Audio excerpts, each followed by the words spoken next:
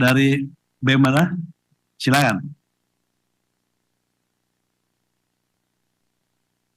Baik. Assalamualaikum warahmatullahi wabarakatuh. Selamat sore rekan-rekan semua, rekan-rekan media dan yang terhormati, yang saya hormati, Bapak Dewan sekalian. Terima kasih atas kesempatan dan waktunya sudah mau menyediakan waktu untuk berdialog dengan kami bersama kita semua di tengah krisis dan permasalahan yang belakangan ini terjadi. Hidup mahasiswa, hidup rakyat Indonesia. Saya Jin Colin, perwakilan dari keluarga besar mahasiswa Trisakti. Rasanya beberapa poin yang ingin saya sampaikan sebelumnya sudah tersampaikan dengan begitu baik oleh rekan saya dari BEM UI.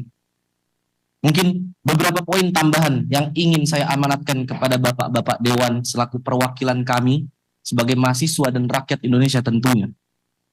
Jauh beberapa bulan, mungkin beberapa minggu, sebelum kejadian Afan Kurniawan yang begitu menyayat hati kami, terjadi pula seorang anak kecil mati, meninggal dunia di tengah krisis ekonomi yang dialami keluarganya.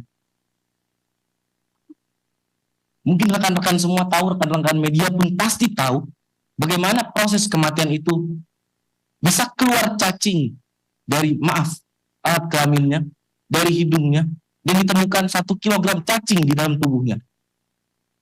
Berselang beberapa minggu kemudian, beberapa saat kemudian, Indonesia merdeka. Kami merayakan 80 tahun kemerdekaan Indonesia. Dan apa hadiahnya? Kita mendapatkan kabar, rekan-rekan, bahwasannya dewan-dewan yang menjadi perwakilan dari kita semua, yang agaknya kita semua kadangkala, mungkin seringkali tidak merasa terwakilkan, namun dapat mendapatkan kenaikan gaji dan tunjangan yang begitu tinggi. Di tengah kemewahan yang sudah bapak-bapak dan ibu-ibu semua rasakan, dan di tengah tekanan krisis yang masyarakat kecil di bawah alami. Pertama-tama menanggapi hal itu, saya menuntut untuk Bapak-Bapak Dewan dan pemerintah sekalian untuk segera mengesahkan rancangan undang-undang perampasan aset sekiranya dalam kurun waktu 30 hari. Melihat bagaimana indeks persentase korupsi Indonesia yang saat ini terakhir audit itu mendapatkan skor sebanyak 22. Yang mana dalam penilaian skor itu 0 artinya tingkat korupsi itu begitu parah, dan 100 artinya negara itu begitu bersih dari korupsi. Indonesia mendapatkan skor 22 di tengah standar internasional yaitu sebesar 43. Bahkan jika disandingkan dengan negara-negara tetangga, poin kita begitu buruk sekali, Pak. Oleh karena itu, saya menuntut Bapak-Bapak yang terhormat untuk dapat mewakilkan suara-suara kami untuk dapat mempercepat rancangan undang-undang perampasan aset. Indonesia sekiranya kehilangan sebanyak 588 triliun akibat korupsi dalam dekade terakhir. Berdasarkan data dari KPK tahun 2024, aset recovery rate Indonesia hanya 0,2% dibanding standar internasional 3-5%. Kalkulasi impact dana hasil perampasan dapat membiayai pembangunan 2.940 km jalan tol atau 588.000 unit rumah subsidi. Kemudian daripada itu, untuk bersuara. Saya berani bersaksi bahwasannya kami di sini kaum terpelajar, mahasiswa-mahasiswi, tidak mungkin, Pak, kami menyuarakan pendapat kami, aspirasi kami, keluhan rakyat, jeritan rakyat dengan tindakan-tindakan anarkis. Betul tadi kata saudara dari BEM UI, bahwasannya beberapa hari belakangan ini mungkin banyak sekali propaganda dari beberapa oknum-oknum provokator untuk mencederai nilai-nilai perjuangan yang kami perjuangkan ini. Itu sangat menghambat kami dalam bergerak. Selanjutnya, tuntutan untuk yang belakangan ini marak di sosial media.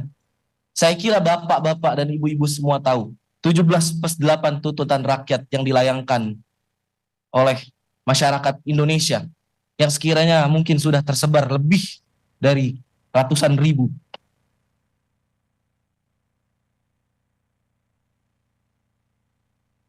Yang pertama, untuk Presiden Republik Indonesia, merevisi kebijakan fiskal pro rakyat. Yang kedua, audit menyeluruh BUMN yang merugi. Yang ketiga, moratorium kenaikan tarif listrik, air, dan BBM. Lalu untuk Dewan Perwakilan Rakyat Republik Indonesia, pembatalan kenaikan tunjangan dan gaji anggota DPR, pengesahan RUU perampasan aset dan RUU pelindungan data pribadi, dan audit kinerja integritas seluruh anggota DPR. Berkaitan juga dengan hal yang tadi saya sampaikan sebelumnya. Jika kita bandingkan remunerasi anggota parlemen dari negara-negara tetangga dan Indonesia take home pay yang bapak-bapak sekalian dapatkan kurang lebih berkisar sebanyak 8.000 US dollar.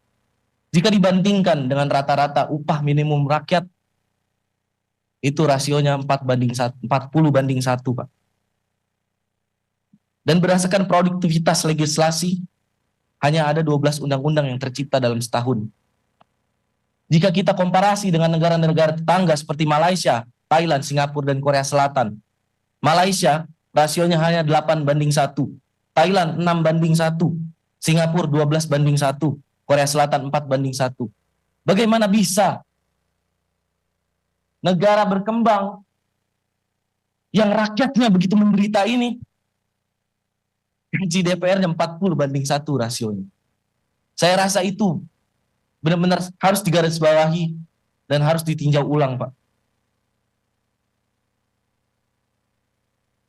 Yang selanjutnya, berdasarkan latar belakang saya di sektor transportasi dan logistik, saya menuntut untuk modernisasi logistik.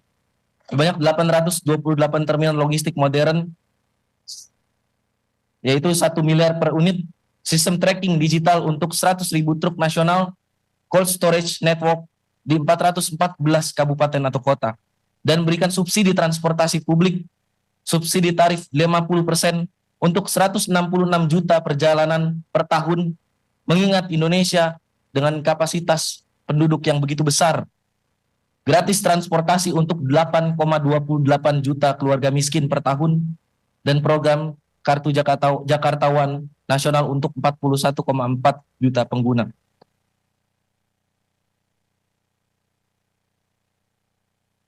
Mungkin sekiranya itu tuntutan yang ingin saya ajukan. Bahkan saya memohon untuk bapak-bapak sekalian selaku perwakilan saya dan teman-teman semua untuk dapat memperjuangkan hal tersebut. Karena ini berkaitan juga dengan integritas kita, Pak. Integritas bapak-bapak sekalian selaku Dewan Perwakilan Rakyat yang kami pilih sendiri dengan tangan kami ini. Indonesia 2045 mempunyai cita-cita Indonesia emas. Hal itu didasarkan oleh bonus demografi yang nantinya kita dapatkan di tahun tersebut.